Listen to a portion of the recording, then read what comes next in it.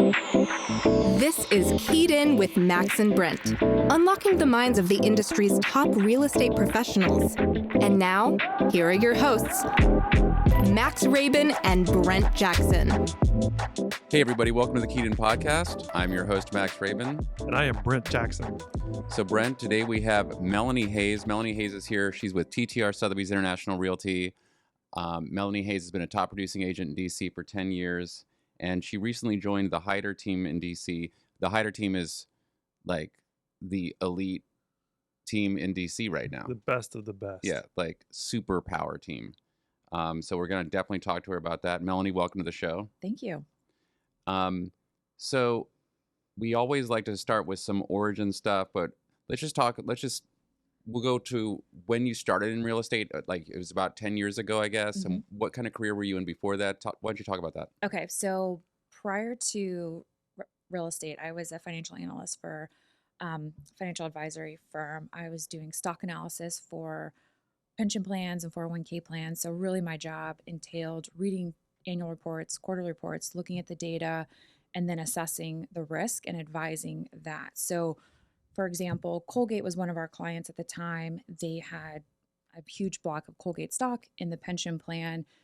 The CFO, the pension benefits director, they would have conflict of interest. They would have inside information. So they hired an outside advisory firm.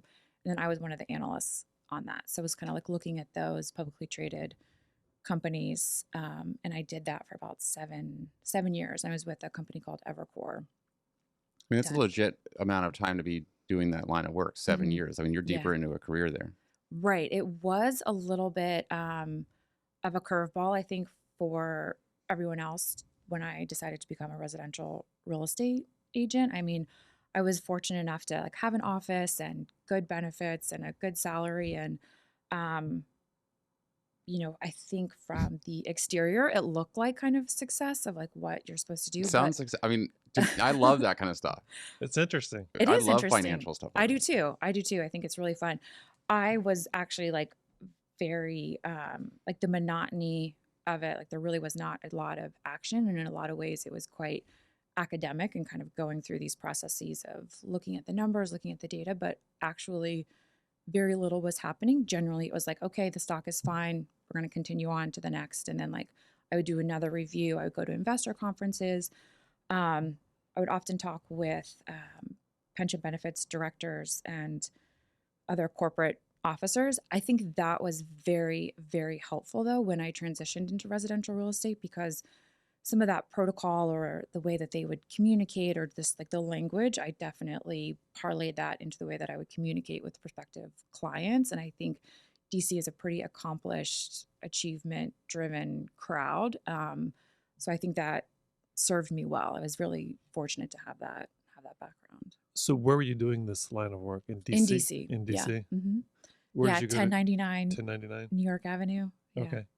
Where did you go to college at? I went to undergrad at Mary Washington College in Fredericksburg. Okay, Virginia. so you've been somewhat local for the duration. Any Yes. desire to go up to Wall Street? I mean, it sounds like with that career, Yeah. you're going up to Wall Street. So my first year out of school, I worked at a company called Gabelli Asset Management. And Mario Gabelli is a very, very famous value investor. So he's pretty incredible, really like a force. So that was pretty fun. So I was doing compliance, again, like more paperwork, but to be on the trading floor and like in and out and seeing things like that was pretty fun.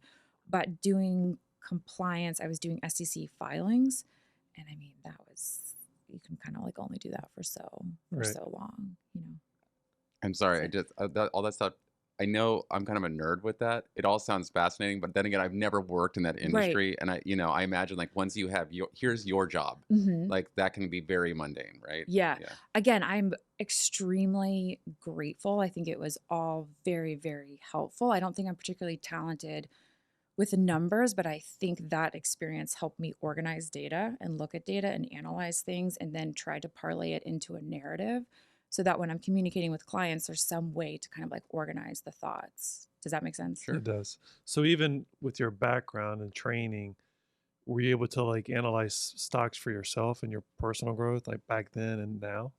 Yeah. I mean, I do really like to invest. It's really fun for me. I like buying funds and ETFs and that I think is one of the best parts of this business is when there is like some discretionary income, or when there's like your bills are paid and everything is okay. And then you have a little bit of like, oh, I'm going to go buy this like fun. And I think that's pretty nerdy, but I do really enjoy that. You're saying fun or Fun. fund? Fun. Well, both, but fun. Like it's exciting to Right. me to be like, oh, I bought this and now it's worth this. And Right. you know, to me that's like exciting. And I like, it's fun to watch the Dow and then like your stocks. And, you know, I mean, my goal is kind of just more accumulation, just like continue to buy as much Right. as much as possible. Have you had any home We can runs? talk Like, stop ticks. yes, stock like or ticks. like GameStop, where is it GameStop? Yeah, GameStop. Where Yeah. you bought That's- it like $6 and goes up to 80. No, well, I have three that I'm like particularly proud of. So I bought Berkshire Hathaway B shares, and obviously like the A shares are hundreds of thousands of dollars. So Yes. not able to do They're that. like But $430 a share, Yeah. 430,000 a share. yeah, also I got to see Warren Buffett in person when I was in Yes. college, and I got to shake his hand, and that was like, again, extremely nerdy, but I was like loving every That's awesome. moment. I've heard of it. his what is it? His The annual reports are Annual really meeting. because Yeah. if you get one share, right, he invites you out there to the Omaha. Oracle Yeah. of Omaha. Yeah, that's kind of like a bucket list thing. Right. That would be really, really fun to do. But also, he's a very witty and funny writer and extremely personable. If you've ever seen like interviews with him, and he's like Totally. really, really personable. So yeah, I think I was maybe like 19, 20 when I got to meet him, and I was ecstatic. I was really, really excited to. What were your other two stocks? Yeah. So The other two is a fund. Right back to Yeah, that. back- Like, Yeah. go back to the Come stocks. on now. Yeah. Okay. So another one that I'm like kind of proud of, the symbol is PHO, and it's a water stock. It's a freshwater stock. And the reason why I got that idea was I love how we're like not even talking about residential real estate. So I'm telling you, our listeners are going to hear this and they're like, right? They're like, okay, PHO. Yeah, yeah. You know these phone PHO. calls on like So- investing. that kind of came about two ideas. Did you see The Big Short? Of course. Yes. Okay, so at the end, like Christian Bale's character, he's like on the drums, and he had made an absolute fortune shorting the subprime. Yeah. Okay, yeah. so after he did that, he went all in on fresh water, and I was like, noted. Okay, like I'm gonna kind of like research that, and then I don't know if you remember this, but several years ago, South Africa was down to like 21 days of fresh water, and I was like, this is an opportunity. Like, how do I get exposure to this? How do I buy something? And so I just started doing research on an index fund of like, how could I like, so it's like water desalinization companies. And I don't even actually know everything that's involved. So but I was like, technology I want involved it. with like creating potable Fresh water. Yeah. Mhm. So I was like, I don't even know what's involved, but I'm like, I want it. So I just started like buying some shares of that one. That one's done pretty well. And then another one that I think is pretty good is HACK, HACK. Oh my gosh, you guys are really taking Yes, yes. notes. That Yeah. is an index fund or an industry fund of just cybersecurity companies. And my thought is like with the banking, like every bill that I pay, almost everything that I buy, oftentimes is like my credit card is already like auto-populated into the function. So it's like, I think cybersecurity is like big upside potential. And I think that's really Totally. something that we're going to need just for like the grid and, you know, modern life in general. And that's like it's like an index fund, it's a managed fund, like an exchange traded fund. Mm-hmm. Okay. Yeah. HACK. All right. So those are the two that I would say. Otherwise, it's like, I remember reading that in times of recession or economic downturn, when GDP is contracting, that oftentimes the small cap firms do the best. So I think IWM is, I think, the small cap index fund. So I've been putting some money into that as well. All right. So Let's. wait, I also let's- don't want to give you the impression that I'm some like investing Well, phenom. I'm also you know? curious. Are you thinking that we're going into a recession? You're mentioning like IWM and they're good small Yeah. cap and Yeah. recession. Well, I mean, I think if you have, we're at this like absolute breakneck, frenzy, crazy pace where there was so much cash pumped into the system. So we're just normalizing. I mean, I think recession, is often associated with contracting GDP, high unemployment. There's not a lot of money changing hands. That's not really where we are right now. We're having inflation, but unemployment's still very, very low. So Right. things are still happening. I think we're just normalizing, but because of where we were, it's considered contraction. We're talking with Melanie Hayes, who's a closet finance guru, Yes. but also top selling real estate agent here in DC. All right, this is fantastic. Well, thanks. And she's definitely the most learned sounding person we've had on in that regard. Most people are just like, I guess we're in a recession. I don't know. Yes, She's there's like, some data bites there on like Yeah. why we are heading in a certain direction. Yeah. I also have like some very strong opinions about it too. I think, I mean, again, like I don't know how much of this is like relevant, but It's all relevant right now. I think Totally. there had been so much criticism about the Biden administration doing these like, what is it? Foregoing any people getting kicked out. What's the word? The moratorium on evictions Evictions. and unemployment, and giving these really big unemployment benefits and having like the PPE loans and all of like pumping all of this cash into the system. And I think that some of that criticism is fair, but in my opinion, if that had not happened, we would have been in a state of mass homelessness. Like the economic structure of the country would have been so disrupted. So many people would have been displaced that it's either like we could have had mass chaos or inflation.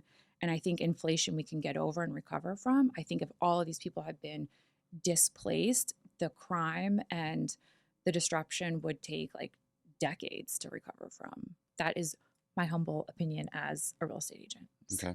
Yeah, fair enough. That's like, I mean, election day's over, so Yeah. we're past. It's not for that, but I just think that like we were in a really tough situation, and like this was, I think, like the best path forward. We can edit this out, but a follow-up question to that Yeah. is what's going on in the inner cities, and I'm not just talking about DC, like Yeah. DC, Boston, New York, Baltimore, what have you.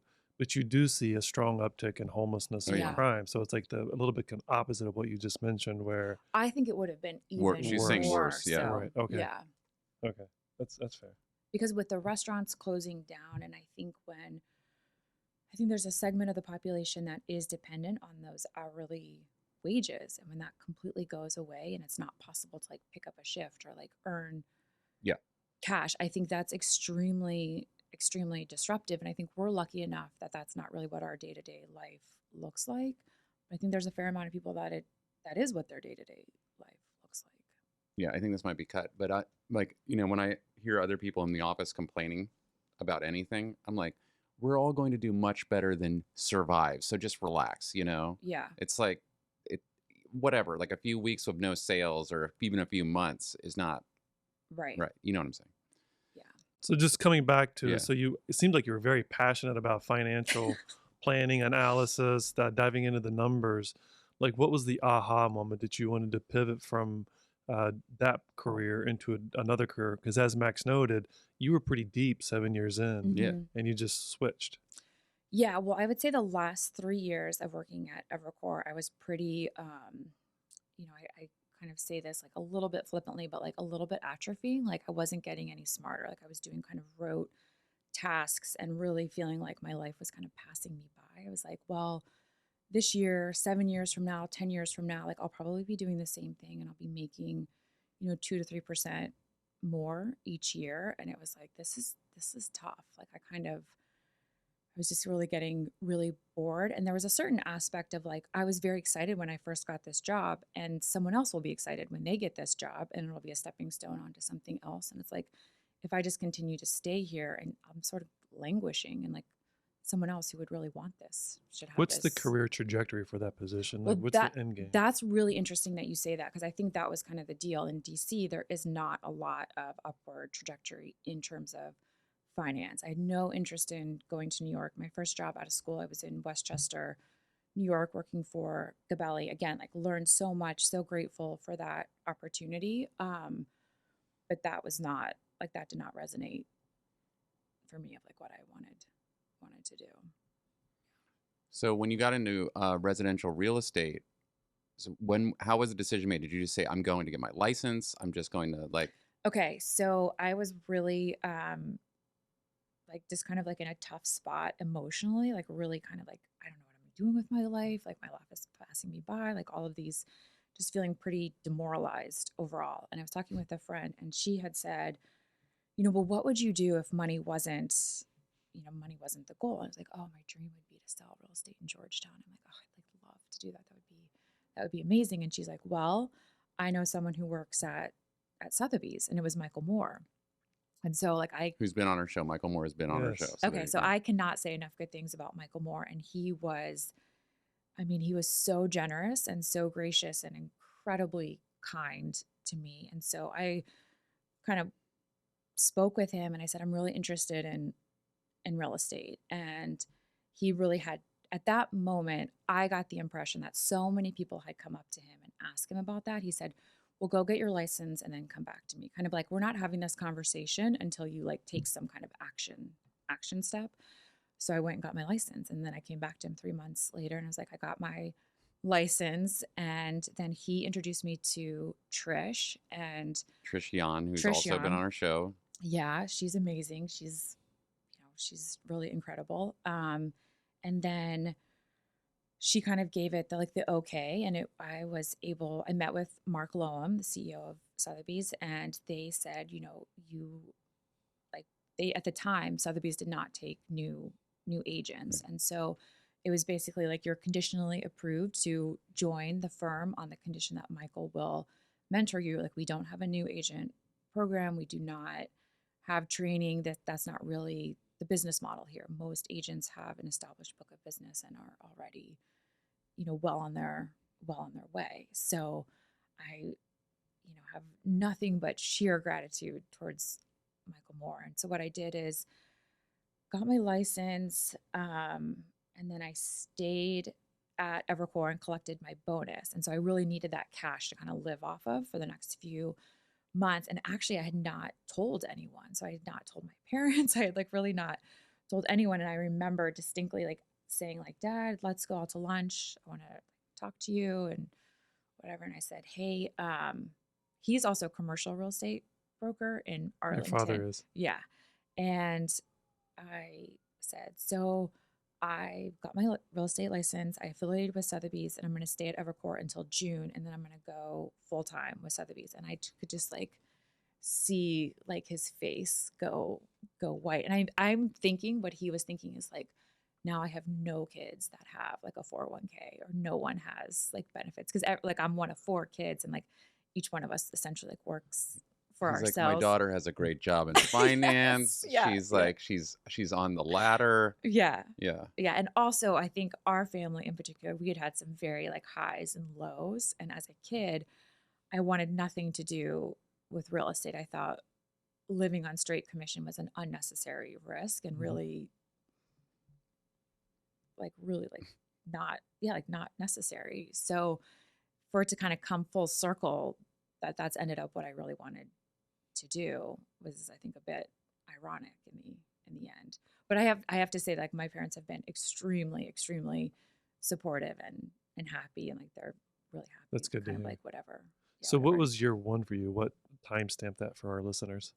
One was what? What year is was it? Yeah, what year was year 1 So for I you? started June 2012. 2012. Mhm. Okay, so the market was pretty good. 2012. Normal-ish market. Normal market. Yeah. What about your first 2 years in the business then? So Oh you're my working God, as an individual. terrible. Okay. So bad. I remember saying to people, it's I would wake up in the middle of the night, just absolutely terror and fear and sweating of I only have so much cash and I don't know how I'm going to make this happen. And as good of a relationship as I have with my parents, we did not have, I'm not going to my parents for money. That's not really the dynamic we have. And in particular, because it was my idea, I did not consult with them. I did not really have their buy-in. I decided to do it completely on my own. That was not, it's just also really not how it was. So I had to figure it out. And there was a lot of tossing and turning and sleepless nights and sweating and tears the first couple of years. It was very challenging. So June 2012, do you remember when your first deal happened and what price point that was? Yeah, the first deal I think I had was a condo. I actually just sold this condo. It was at the Lincoln. It was for $400, I think. It was a young woman. I met her at an open house, and that was probably 2 or 3 months later. But at the time when I joined Sotheby's, my split was 55% So, I was so happy that I had a deal, but it really was not giving me a lot of oxygen. Like I still really needed to kind of keep going. And I think one thing about the business is like it's not a 1-for-1 business. It's not like you put in 2 units of work and you get 1 unit of like compensation. It's like you're doing the work all the time and the compensation comes when it comes. And the deals have a timeline of their own, and people make decisions when it works best for them. And so it's like you just kind of can't work enough. You can't cultivate enough business, in my opinion. So those first 2 years you said were very challenging. What were some of the things that you would do to overcome those challenges? I think always being in action was the best thing I could do to negate some of the anxiety. So like being at the office, trying to do an open house, even if it was someone else was going to be at the open house, like, may I please come with you? Hearing how other people spoke to the clients and what they concentrated on. And that's really where I give, I think I had a little bit of an advantage while I had no income coming in, but Michael Moore was so good to me that I could just come with him to appointments or be in the car with him when he was on the phone. And I learned how he spoke to clients, and I learned what was important and what aspects of the contract were most important for the client to be aware of. And I learned how he connected with the title company and the lender, and then like what portion of the transaction was really my responsibility and like what the agent on the other side was responsible for in the title company. You just kind of like learn how the whole transaction comes together. And I think that's not a book smart kind of thing. I think that's like going through the transaction is really how you learn how it all works and the pace and all of the nuances to the He was definitely your mentor. Oh yeah, without a Right. doubt. Yeah. Yeah, and even He's though huge influence on me. Yeah. right, so even though you didn't have a specific business partnership or obligation, he was like kind enough and your friend to do that with you. And it's like it's tough to be a mentor, right? And I think that like the longer I'm in it, the more I realize it is really tough. Mhm. I mean, because I think generally you're so focused on the next deal and cultivating the relationship to take time and talk to someone else. It's a huge deal. I And really again, realize that now. I got to say, I yeah, didn't mean to cut you off. I just really realize that now because, like, working with Jonathan Taylor, who I still work with to this day, I did the same thing. I was working for like $10 an hour, but when I first started with him, but I would sit next to him and just Mhm. listen to him on the phone. yeah, But this is before emails and all this stuff. So it's invaluable. yeah, right. And then ride around the car with him, go on appointments. And now when I have younger agents or people who want to get in the business, they ask me like, "Can you be my mentor?" And I'm just like, I Look at my guess, TikTok. I think it also has Watch to my be TikToks. something that's like organic too. I think someone's like, "Oh, can you be my mentor?" I think it's kind of like Yeah, it fair has enough. to be a little bit more organic, like the personalities kind of click or jive, or like just the way that things are happening is like you're naturally in close proximity to each other, in my opinion. It's tough. So you came in straight as an agent. Where Mhm. anybody comes to us, I always refer them back to like you want to be an apprentice, a marketing director, operations person, listings coordinator, because there is a lot in the business. You got to know the contract frontwards and backwards to get your buyer into a deal, out of a deal. Same on the seller. The logistics of like where's the lockbox, fumbling through the Yeah. keys, the door doesn't All of those little unlock. All those things little take things you don't so think much about. time. Yeah. Marketing yourself, marketing your properties. There's a lot in the business. People think I got my license and I'm going to make a lot of money starting day one. And that's not the Right. case. Right. I agree. And I think there's so much behind the scenes work, and that work takes a lot of time. It's very time consuming. Yeah. Yeah, I feel like I did get thrown into the deep end a little bit, but of my own self volition. I did it. I mean, I kind of threw myself into the deep end. I did Mhm. not have to do that. That's kind of what I just decided So the to first 2 do. years, sorry to cut you off. So Michael Moore was your official mentor. Were you guys a team, a partnership? No. So kind of the way it worked was like we had a really nice rapport where I tried to be like as helpful to him as possible. So like, can you please go do this inspection? Like, yes, absolutely happy to do that. Like anything that I could do to potentially take errands or tasks off of his plate, I tried to do that to be helpful. And then when I had the deals coming in, some of the deals I split with him because he knew the contract and the paperwork and how to kind of like essentially get it done. And I think, you know, to in a lot of ways that was like to the benefit of the clients as well, to have a seasoned agent making sure everything is right and correct. And I remember so many times like talking on the phone with another agent, like a cooperating agent. They would ask me something and I'd be like, I'm so sorry. I'm getting another call. May I call you right back? And calling Michael and being like, okay, so they just asked me about X, Y, and Z. Like, I don't know Now what what? that means. And he'd be like, okay, so say X, Y, and Z. And then like calling them right back, like, thanks for your patience. Sorry about the interruption. May we please do, you know, X, Y, and Z? Because it's the That's client's awesome. money. Like I can't make a mistake. Like you gotta know. And Yeah. then Fred Kendrick as well. I mean, that guy is a contract savant. I've called him so many times, and I think he's really like an unsung hero and kind of He the was, backbone in a Fred lot of ways. Kendrick, longtime office manager for TTR Sotheby's, and I think he's changed roles recently. Yes, he's got promoted. And Yeah. funny, our side of that equation is when we call Fred and he is a guru on the contracts, it's always bad news. It's like we've messed something up, or we're in a situation and we got to get Fred involved. I wouldn't have done that. Yeah. Exactly. That's exactly it. Yeah. And like, cause one of the questions earlier was like, what advice would you give to a new agent? And my number one piece of advice is like, never, ever go with like your gut instinct on the contract. Always check it. Always go to the broker. Always make sure. That's sound advice. Because, you know, like what you think is common sense, it's just not that way. I mean, I think you have to, and I think Sotheby's is so lucky to have Fred because his technical knowledge is like second to none.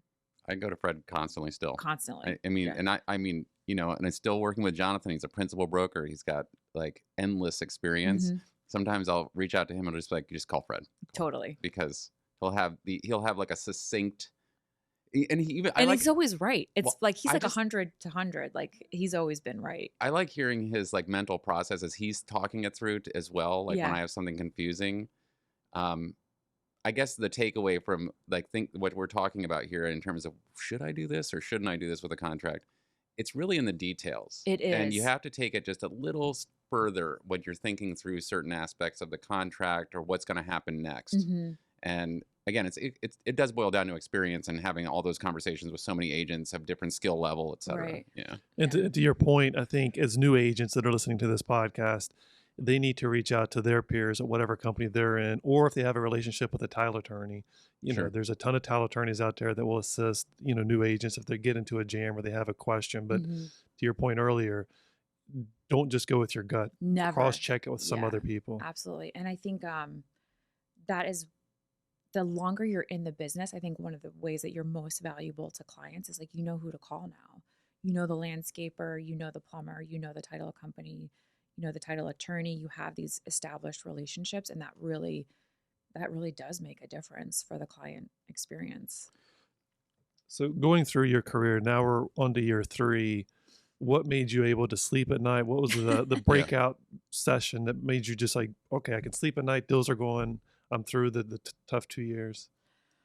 Well, I mean, still year 3, I think was still kind of touch and go. And I think managing the cash and managing the money and the expenses and the taxes is something that I'm trying to constantly refine. There's been so many times when I've kind of like gotten over my skis with expenses. And then other times where like I really pull back and don't want to spend anything. And you know, neither one of those is great. I think a more disciplined approach and like connecting with a good tax advisor and having good accounts. And like, I mean, I'm 10 years in and I feel like I'm still refining that and still trying to kind of get that down. I think that's one thing that cannot be expressed enough is like really it's pretty tricky behind the scenes managing the cash flow and the expenses and forecasting and, you know, trying to kind of be careful because things can shift pretty quickly. Like 3 months ago and 3 months from now, things can look pretty differently. Or in my experience, that's how it's happened. So we're with Melanie Hayes today on the podcast. Melanie was in the trenches as a like loan agent for a long time. Loan agent.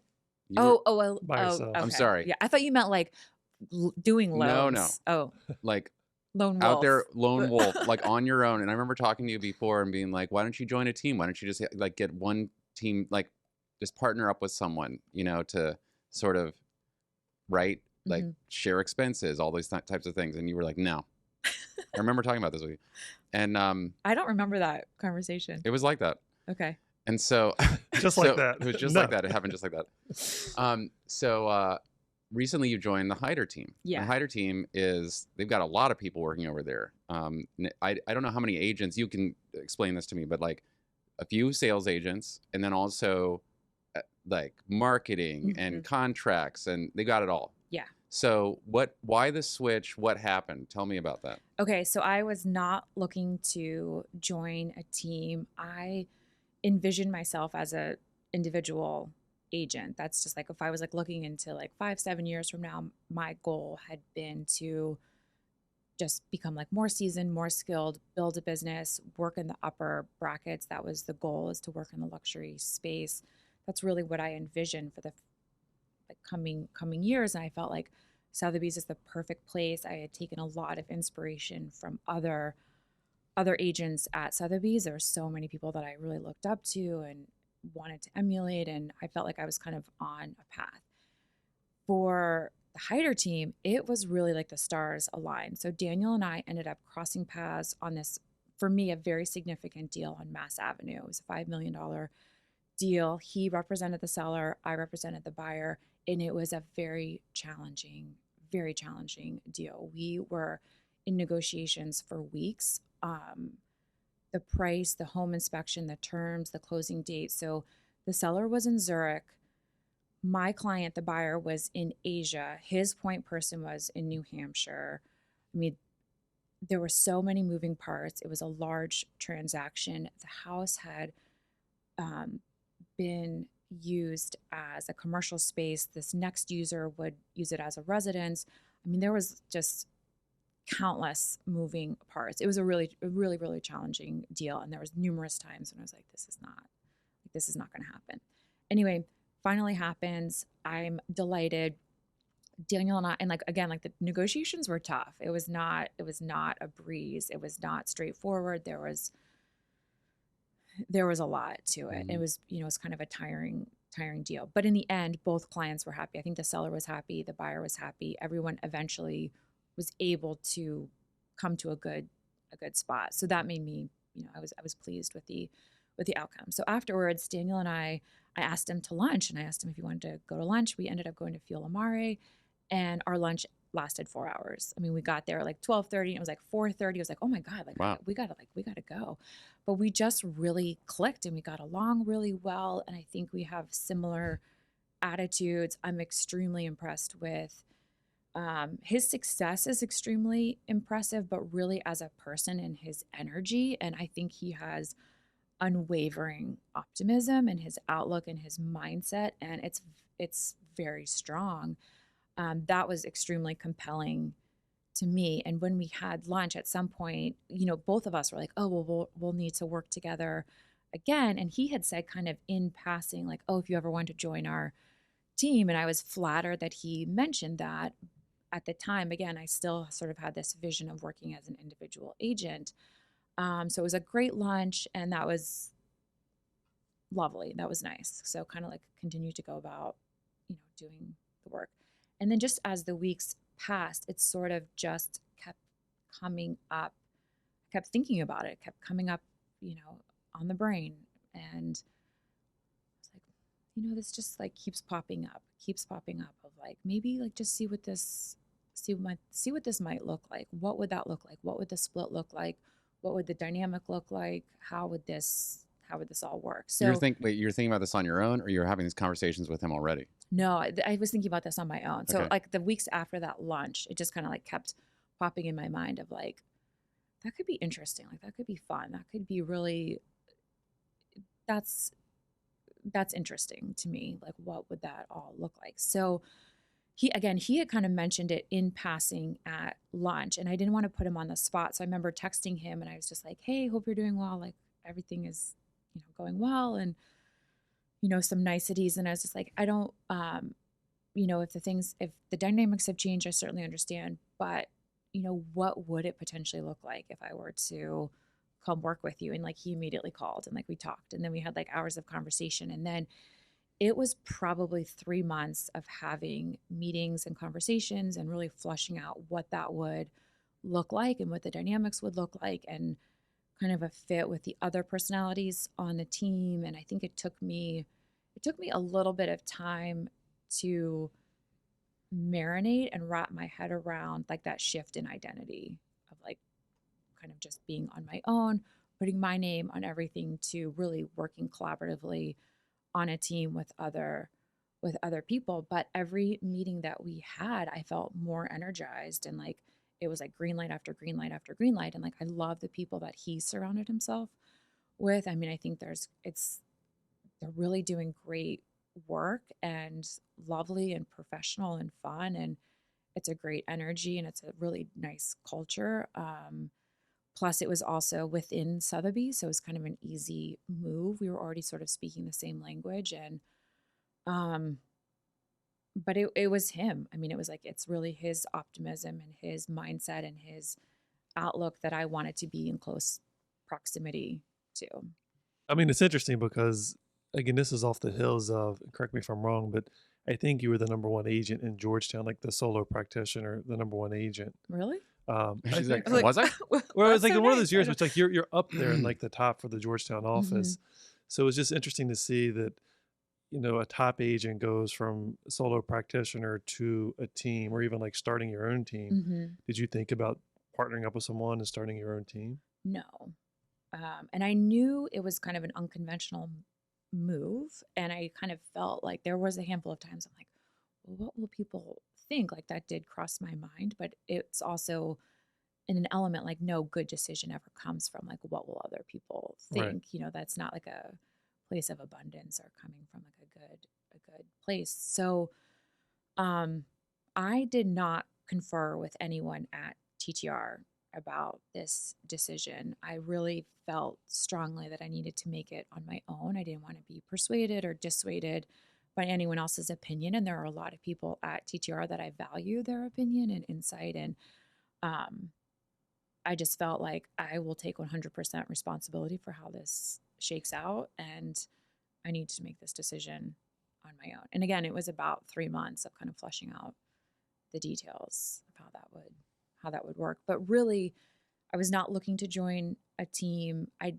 Prior to that, I didn't even understand how teams fully worked, but I just had like a great connection with Daniel, and that's how that came about. So, therefore, how's it going? Fantastic. Yeah. So far, so good. So I've been there since July. Incredible work ethic. They're very efficient. They're very productive, very thoughtful. I cannot say enough good things about everyone that's on the team. Like genuinely, like love everyone's personality, like love being around people. The other day I was in the office and no one was there, and I was like disappointed. Like I wanted to see everyone. So it's been a really like shot in the arm, like a really good energetic boost for me. Yeah. I spoke to Daniel at the Yeah, that's event what I we were saw. at 2 nights ago, the DC Modern Life party. But he speaks very highly of you as well. It's like it's a great asset. I mean, and he is. He's very optimistic. He's a gregarious personality in the industry with the firm, but you know, he speaks very highly of you. So it sounds like it's a win-win. I think Early on so. in the tenure, but I'm sure it'll Yeah, be a exactly. good Yeah, partnership. early on in the tenure, but so far it's been really great. And I think there is a mutual like respect and admiration there. And he's incredibly like supportive, and everything that I do, he's like, that's a great idea. So that's really nice to be in that environment of like someone who's like, incredibly supportive, and he really sets a great tone. He's extremely gracious and generous and quick to give compliments to other people. He's also very I think he's self-aware. He always talks about how grateful he is to Jeff Wilson, who was his mentor, and then Jason Mendel and to the firm. And he's very quick to give credit to other people, and is very gracious in my experience. Indeed. Okay, another topic for you, a very Melanie Hayes topic, Oh gosh. is personal and professional coaching is Yeah. something that you really enjoy. Yeah. So a lot of agents are given this advice, like you need a personal coach or you need business plan, and then someone to hold you accountable, etc. You were one of these people who actually really does that, and you're Oh into yeah. it. Yeah. So tell us, like, why? How did you start getting into that? Okay, well, I think it first starts with like a certain perspective of like, we live in DC, I work at Sotheby's, I see Michael Rankin, I see Jonathan Taylor, I see Russell Firestone, enormous success. There's clearly a lot of opportunity here. So my thought is like, if people are going to give me instructions, I'm going to follow those instructions. I would like to be and achieve what they have achieved, and to have these resources available. I'm going to do everything I can to maximize my potential, and like, what is the path to self actualization. And I think that you can work hard, but sometimes you work hard and there's still not the opportunity that we have here.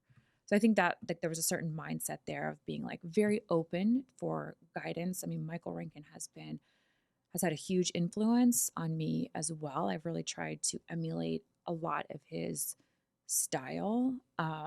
So coaching, Ninja had a big impact on me. I've done that installation 3 times, which is, I think, might be considered a bit excessive, but each year I've been able to implement a little bit more. Well, let's just so our audience knows, a lot of our audience will probably know what it is, but it's from the book Ninja Selling, and then they have a whole program that the entire Sotheby's International Realty Network, it's kind of like a mandatory thing. They like all agents have to go through the Ninja training, and so yeah, sorry, go ahead. And it's happening this week. I Yeah, think, I don't know if it's yeah. across the board, but I know we have an agent in Canada that's doing ninja training. We also have one in Arlington that's doing ninja Yeah. training. Yeah, I cannot say enough good things. And I think that that program really resonated with my personality. I think that was a good fit. When I read that book, when I went to the installation, to me it was like, okay, I can execute. I can do these things. I mean, a big part of that, a big principle of the Ninja book is your database, your sphere, your clients. Constantly stay in touch with them. How can you take care of them? How can you add more value? How can you constantly be in connection and keep those relationships warm and and I was like, I can do that. Like, I don't know if I can do 8 open houses a month. Like, that's kind of exhausting. Like, that would wipe That's me a out. lot. But I can happily like stay in touch with my clients. That's easy to do. That's not a heavy lift. That's not exhausting to me. That's like delightful. That's fun. Like, I like that. So I think it's almost essential of like, finding a workout you like to do, then you're in a good spot. And that was what happened with me with Ninja. Is like, I can do this. I can execute. I can call. I can write handwritten notes. I can do gifts. I can send the real estate reviews. Like, all of those things. Like, I can do. So those are like the key aspects of the Ninja Selling. It's like there's like writing note cards and the real estate review, like ways to reach out and get those touches in that aren't like the typical, here's just another I sold this postcard. Right, right. It's more personal. Personable. So Yeah. do you find that like after implementing all the Ninja stuff, like that works for you and your people? Yeah, I think so. So that, that Ninja 9 card. So I have that numerous places, like my desk at the office, desk at home. I have that everywhere. So in the morning, they talk about writing your a list of gratitudes, affirmations. I mean, I have like notebooks filled of that. So I'm like pretty consistent on that. And then checking the market, looking at your warm list, hot list, like who are the clients that are actively engaged, that are looking for a property? What properties do you have on the market? So every day, do the gratitudes, the affirmations, and then I'm looking at like, okay, what are the action things for today? Go into the MLS, looked to see what properties clients have reviewed, what they've hearted. Do they want to go see those things? Can I answer any questions preemptively?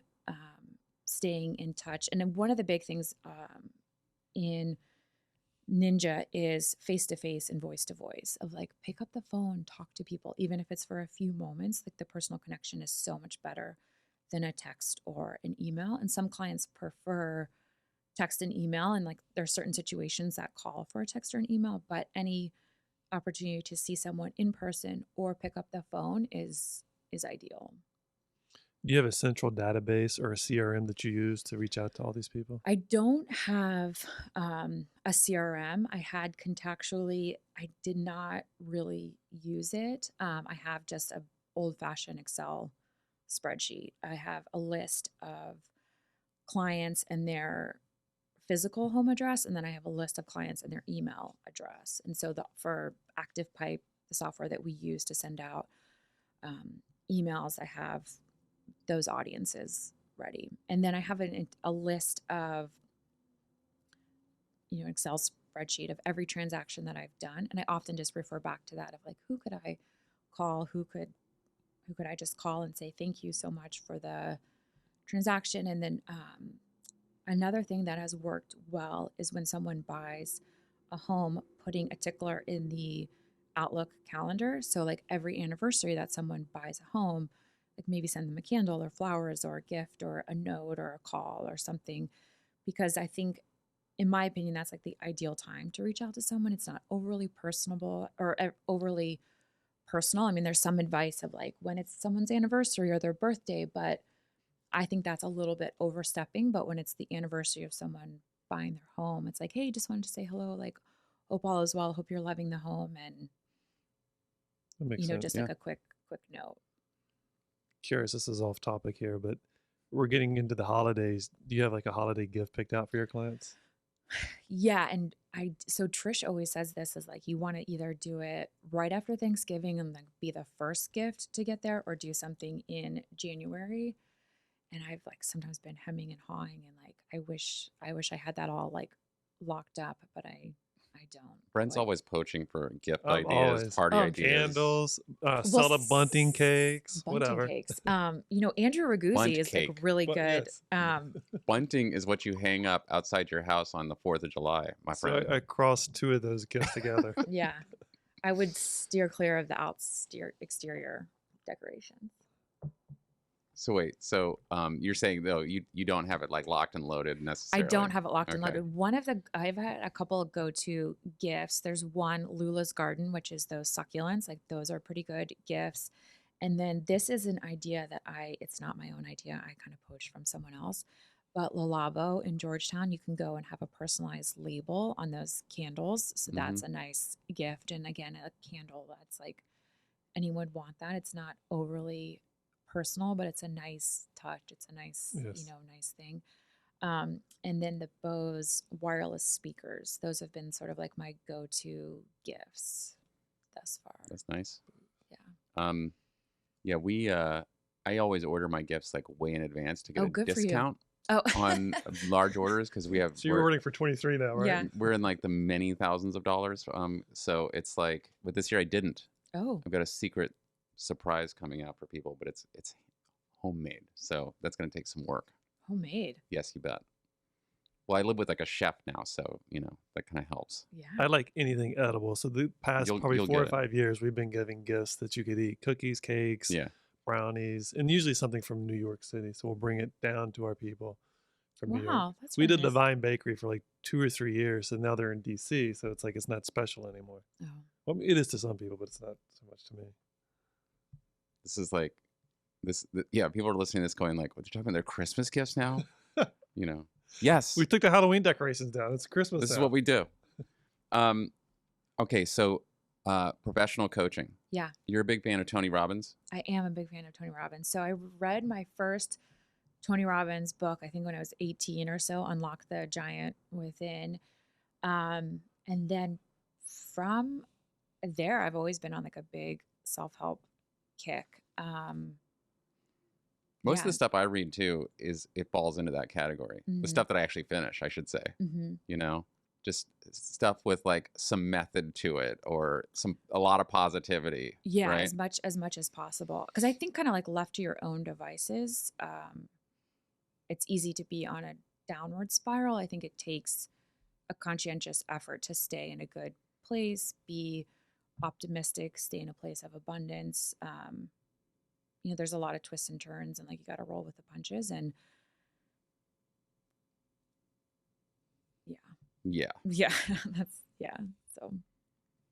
So for coaching, so I have done the Ninja installation 3 times, and then I also coach with Trishan. I think that kind of came about organically as well. I think our personalities connect. I think she has a pretty good read on me. I think she knows me well. Her advice generally is very sound and articulate, and I think she has a good sense of, I think that, how do I articulate this? Like she's very intuitive. I think she's very smart with personalities, and I think she has a good sense of what will work for me. And one of the things I consistently say about coaching is that it sort of highlights the blind spots. I mean, there's been so many times I've gone to her, and Marcus Jaffe as well. I think he's really talented at this. You talk to them, you're like, this is what's happening, X, Y, and Z, going through this. And then they'll say something, and, it's in hindsight, like after it's been said, it's like, that's quite obvious. Thank you for pointing that out. Cause like I was so focused, I didn't necessarily think of that, or I didn't, I wasn't tuned in with that option. But that's what I think is the greatest aspect of coaching, is like when someone can point out something that you just can't see because it's a blind spot.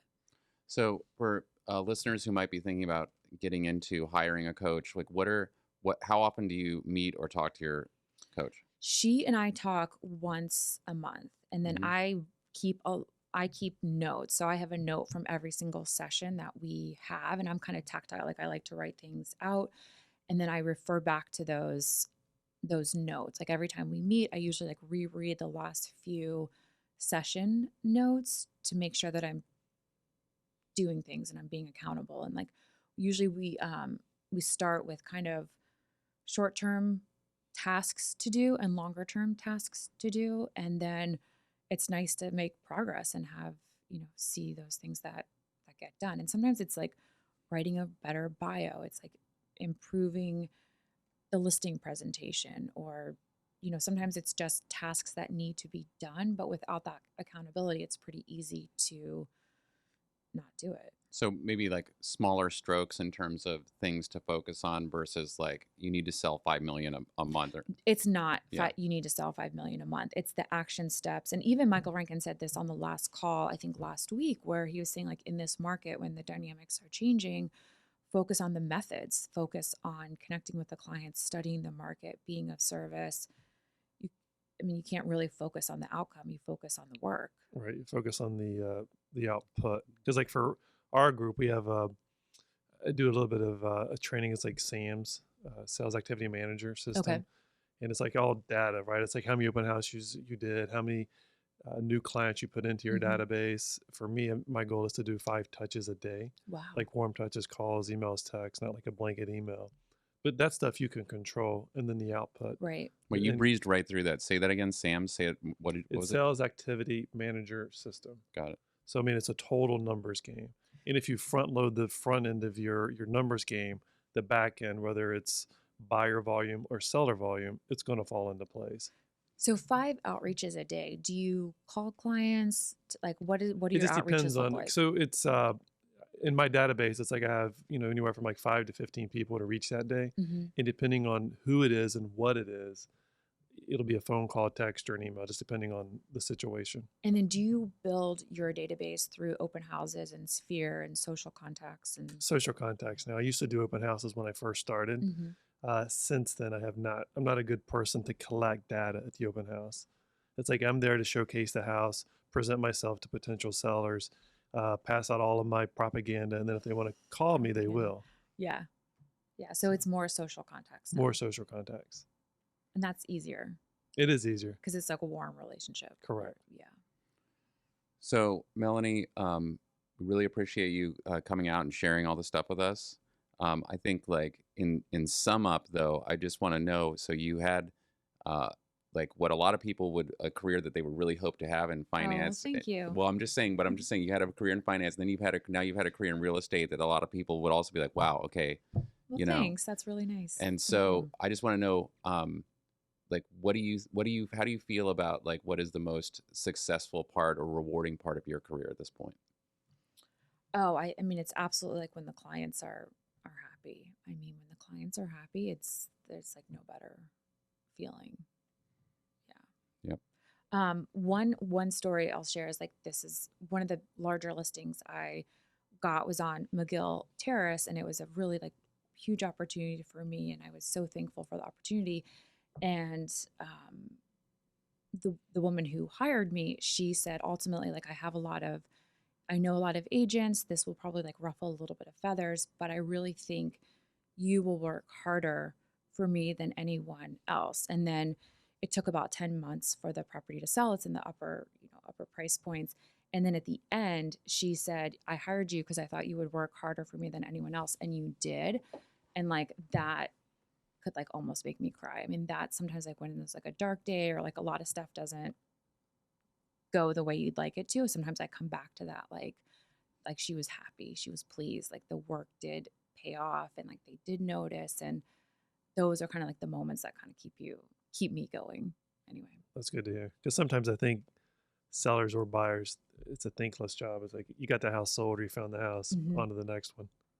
So that's good to hear. Yeah, that was like the best compliment of my life, probably. Like that was the best. Yeah. And salespeople we can really tend to focus on like negative things. We get a lot of negative stuff coming our way, like the deal that didn't happen, the listing we didn't get. But there's a lot of positivity in there too, and we tend to forget those ones really quickly. Yeah. You know. Yeah. So. Yeah, I think you have to kind of like hang on to the good ones. And then are you familiar with John Assaroff? Mm-mm. Okay, so I think his book is The Answer, and he has a vision board, but then he also has an accomplishment board. So he has a visual cue of all of the things that he has been able to accomplish, as well as just a gentle reminder of like, these are the things that you've overcome and done. And, because again, I think one of the main challenges of this business, in my opinion, is like the mental and emotional aspect of it, of like trying to like always remain in a positive mind, like headspace, I guess, for lack of a better word. For sure. Great. Thank you so much. Thank you so much. I'm flattered to be Thank you, Melanie. offered to be here. And now Brent has rapid fire questions for you. Gosh. Okay. Rapid fire. These will be easy. So you just mentioned a book that you recommended, The Answer. Is there another book that you would recommend or something you're currently reading that's really good? I'm currently reading The Power. It's the same woman who wrote The Secret. I think I read The Secret. Mm-hmm. The Power. And on the other side of this, what are you currently binge watching? I did watch House of Dragon. I had not seen Game of Thrones. I had not seen Game of Thrones, but I did watch House of Dragon. I know. I've not seen either one of them. Me neither.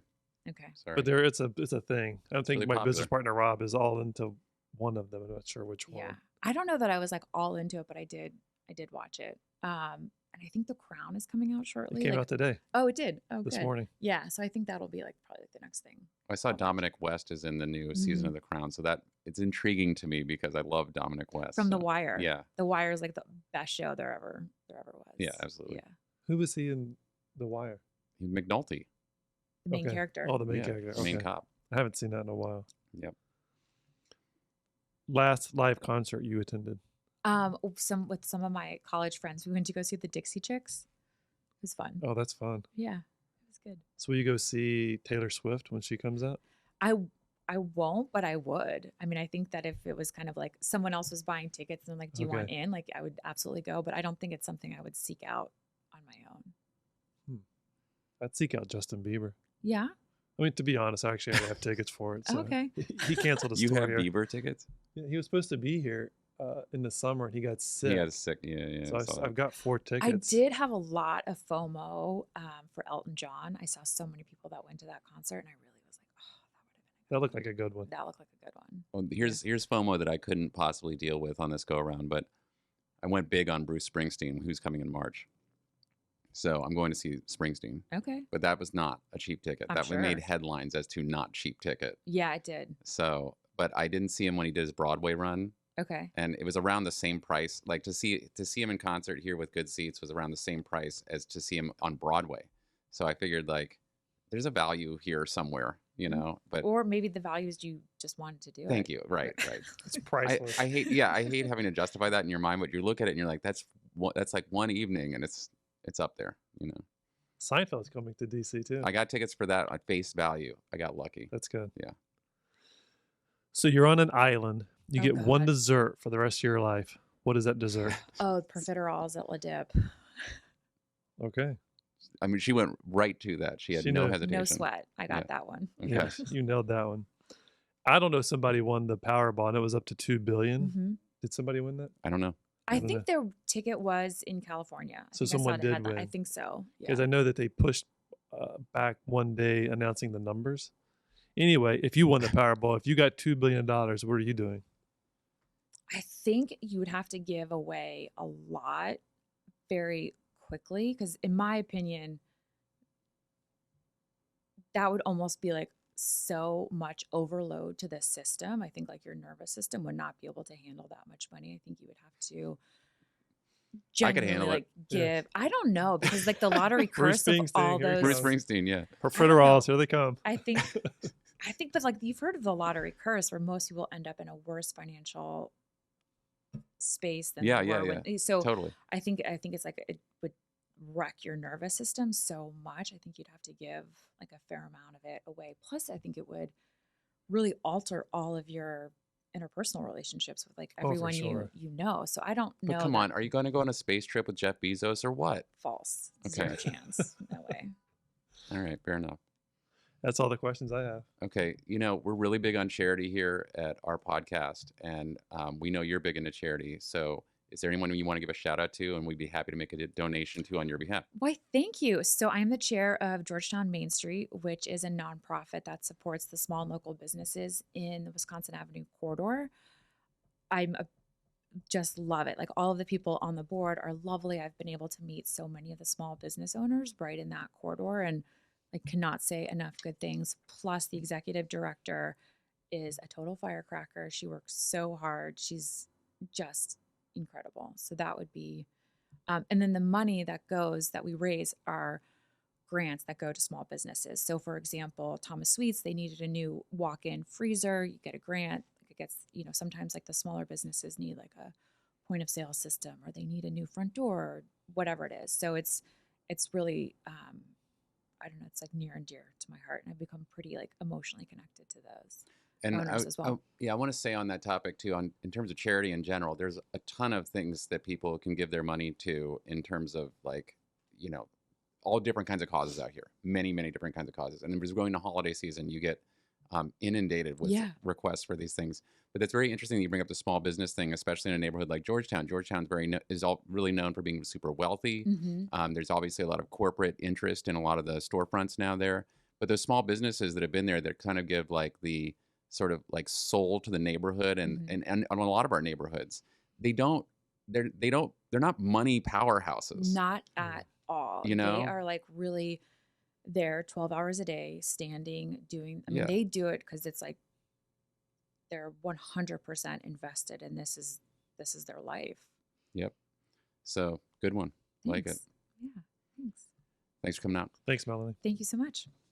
Thanks for listening to Keyed In with your hosts, Max and Brent, unlocking the minds of the industry's top real estate professionals. For more information on selling your home, find us online at KeyedInPodcast.com. Remember to subscribe to Keyed In on Apple Podcasts or wherever you like to listen to podcasts. Follow us on Instagram at Keyed In Podcast, at Rabin Max, and at Brent E. Jackson. And follow Max on TikTok at MaxwellRabin_properties.